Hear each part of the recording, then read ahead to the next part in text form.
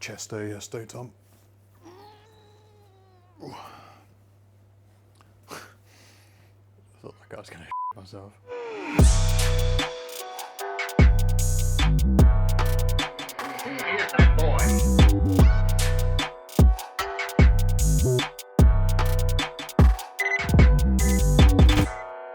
Hey guys, it's Dan from the Videos HQ, and this is episode 5. This is going to be going over some of the other stuff we've covered in the last video. It's chapter 2 in Joey's book. It's about planning video for maximum efficiency. Whether it's useful or not, I don't know. Watch the other videos. So in the book, Joey goes over the 4 basic videos to consider, and that covers screen capture, live action, mashup, and animation. We'll probably focus on animation, being a software animation company. There'll be plenty of sales pitches in there somewhere. There's a link. Tom put up a link here. So each of these 4 video types has pros and cons. So I'll try and cover those in a bit more depth now. So depending on your goal, your scope, your budget, you might have a preference on which one you're going to choose over the other. So the first one I'll go over is screen capture. You may or may not be familiar with this, but it's probably the simplest form of video to create. You do it on your laptop, your phone. It's pretty simple stuff. You essentially just record your screen. Please don't record mine. So you don't really need any technical skills to be able to do this one. You only need screen capture software. I'm not too familiar with PC, but there's plenty of stuff out there. Mac, which is a platform I tend to use, it actually comes with a free screen recording software called Screen Capture. Does what it says on the tin. It tends to be used more for demonstrating software. You know, we do quite a lot of it here. It's easy to achieve, you know, mix it with a voiceover. When you're demoing stuff like this, it tends to work really well, and it's pretty cheap.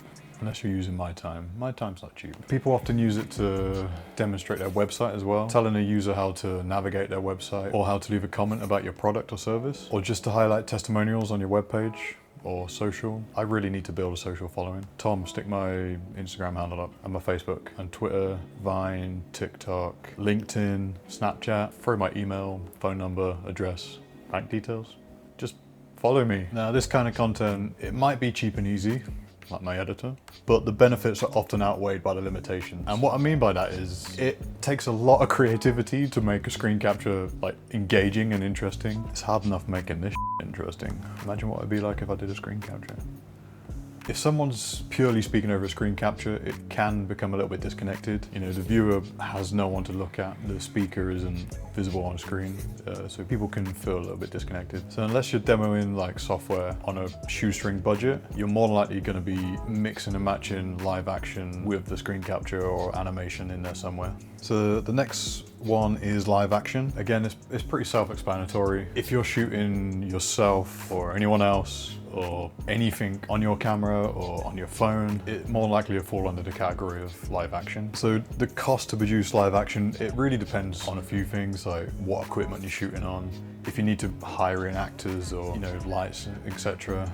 It can be done pretty cheap, like I said, on your phone. It really depends on a few things. A more cinematic production with lighting, technicians, multiple cameras, you know, that's gonna start racking up in cost. Even simple things like having good sound, having microphones, etc. You know, it will increase the cost. We go over sound and microphones later on in the videos. Joey covers it quite well in the book. So not only can it cost more money to produce, you know, it's gonna take more of your time, it's gonna take more of your effort. And exactly how much time and effort it takes really depends on the final output that you want. You know, if you're wanting to achieve something super cinematic, Spielberg kind of level, you expect to pay a few pennies. You know, even stuff like post-production, like hiring in an editor or just buying some software or sorting out the sound in post, you know, grading, that will start to stack up as well. If it's camera facing, if it's you speaking to the camera, you're going to want to invest some time in being comfortable on camera, like I have. I'm hoping I've become a lot more comfortable on camera since like the first episode. There might be a link somewhere.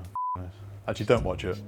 Watch from number 2 to this one, they're much better. So as I'm finding out, and I'm sure there's plenty of bloopers, Tom, cue bloopers will require a few takes and more ROI.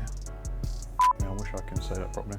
So generally, it would get, and it's a really the first few videos are probably gonna require a few takes. Generally, it would get you more clicks, more engagement, more return on investment, ROI. You'll create more rapport with your audience, with you being on screen. The results will just be much more dynamic and interesting. People kind of expect that level of production quality nowadays, especially if it's on YouTube. People want to be entertained, and that tends to be better produced stuff. The only thing I do is change the color of the lights behind me. So even if your brand doesn't really lend itself well to live action videos, if you're a software company, you can still make it work to your advantage. For example, you can film your staff working, coding, you can do interviews with your CEO. There's plenty of ways to make live action interesting and merge it into your other content like the screen capture stuff. You can talk about how your product was made. You can get some testimonials on the benefits that users have had with the product. There's always something you can find to shoot. Again, just do it on your smartphone if you really don't have the budget for it. Next one is animations. Biggie for us. So animations, again, simple to explain. It can be text, graphics, overlay, character animations, anything other than live action, essentially. It's a really proven way to grab people's attention and really make your videos stand out. And because it takes little effort, it's often reserved for more polished, evergreen content that you can kind of use over and over again. So businesses that tend to use a lot of statistics to explain their product and service benefit really well from this. There's a list here. Finance, software, insurance, healthcare. I thought there'd be more than that.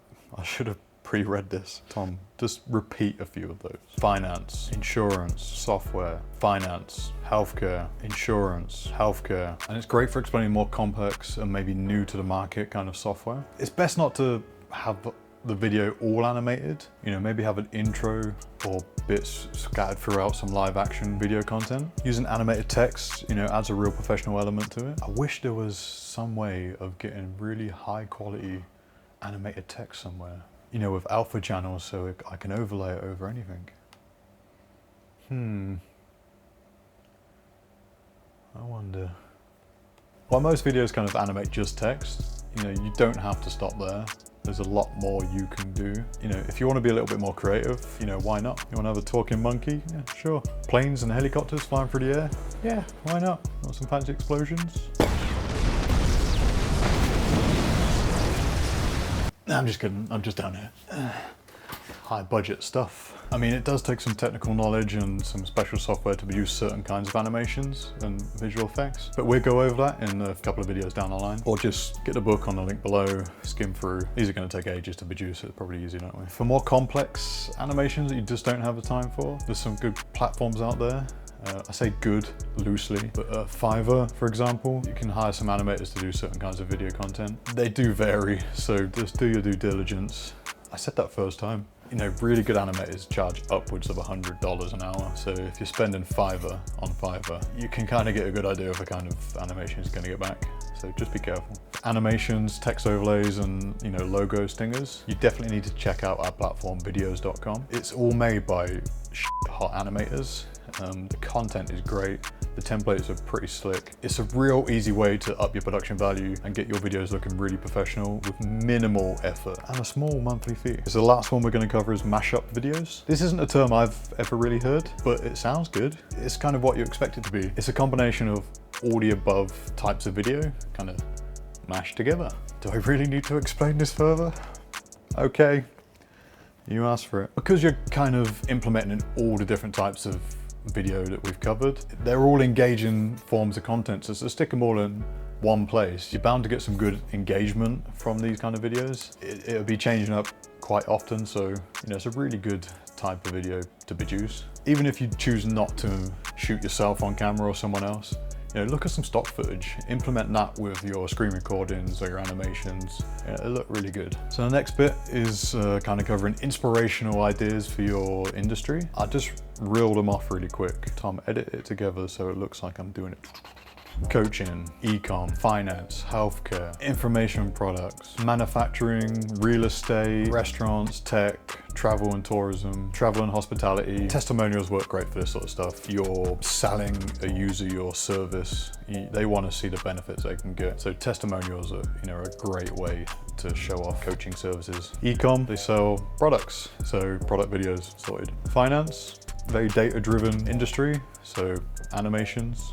to go to. Healthcare is another industry that doesn't use videos enough. So using explainer videos is a good option here. For example, you know, why should someone get a flu shot or blood tests or checkups, you know, why it's important to do certain things. Information products tend to require more live action stuff. It's really hard to build trust without being on screen, essentially. Manufacturing, again, another industry that don't produce enough video content. They should just make more videos in general in this industry. You know, I want to know how stuff that I buy is made. Apple, for example, do a really good job on their keynotes and stuff with showing the in-depth process of how their products are made, you know, the quality, I was gonna say ingredients.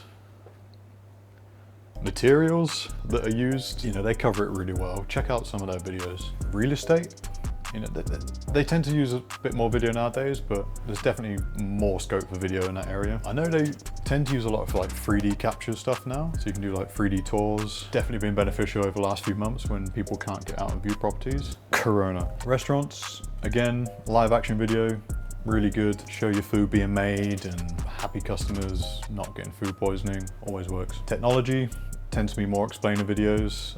Live action works well if it's like a unique product that's been developed, especially if it's new. Great for showing off that kind of development process. This industry also benefits from videos like animations and screen capture. Travel and hospitality, two of my favorite things. I'm very hospitable. This kind of goes hand in hand with what I've said for like real estate and restaurants and stuff. I don't really need to explain this some more. Use video. So here are 3 tips for me remembering my lines. So here are 3 tips on brainstorming video content. First one, see what others are doing, copy them. If they're doing it well, copy them. But from a legal standpoint, just see what they're doing well and try and implement that into your video content. Don't tell them I told you to copy them, but copy them. Number 2 is using unpredictability to kind of grab viewers' attention. What keeps viewers engaged, you know, it's like cliffhangers and storylines and twists, you know, stuff that you don't expect to happen. For example, when I just exploded, you're bound to want to watch more after that, or you just want me to actually explode so you don't have to watch any more of these videos. And number 3, basically 99% of the time, you need to be telling a story. All great businesses have a great story. Just for example, the Fade to Black stuff that we shot, it's a really good story about how Joey started with nothing and made a SaaS company that's, you know, in excess of $30 million. And to really add to the story, you know, he now employs me. What more could he want?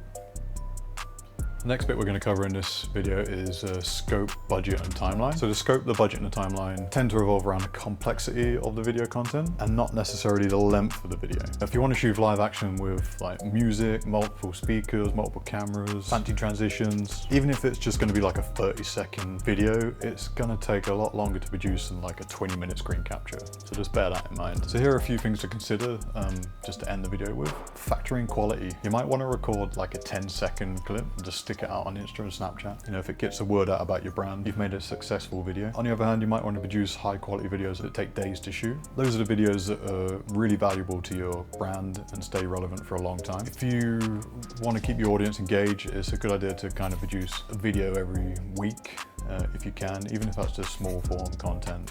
Easily digestible kind of chuck away stuff, social videos, behind the scenes stuff, short interviews with your employees or customers. You know, the next bit of advice is spend what you can afford and know what you can make. What's your ROI going to be from this? If you can't actually predict that, then be a little bit more frugal with it. You don't have to have the latest, coolest camera and software to be able to do this. Once you get a larger budget and you know this kind of content works, you can invest a bit more money then. Now, if you're shooting live action, you really should have a storyboard. We've covered this in a few videos prior. It's just good practice to have a storyboard, especially when shooting live action. You want to make the most of your time, the actor's time, you know, your boss, if you're shooting a CEO, make a storyboard. We've already covered this, so I shouldn't have to tell you twice. And the last one is split testing. If the video is really important, like it's going to be on your homepage, it's a good idea to have a couple of different versions of this and split test it. Websites like ClickFunnels are really good for this. You can basically clone and duplicate your homepage and swap out copy, headers, but also video, and then send the traffic to 2 different places. That way you can work out what your target audience is most likely to respond to and adjust your content accordingly. Okay, that's it for the 5th video. Hopefully a little bit more interesting than the last one on stats and metrics. God knows I didn't enjoy that. In the next video, we're going to be discussing how to get to know your customer with like 4 really important questions. So, you know, stay tuned. Or don't. I'm getting paid either way, but you should probably stay tuned. You know what? I'm gonna leave on an explosion. Peace.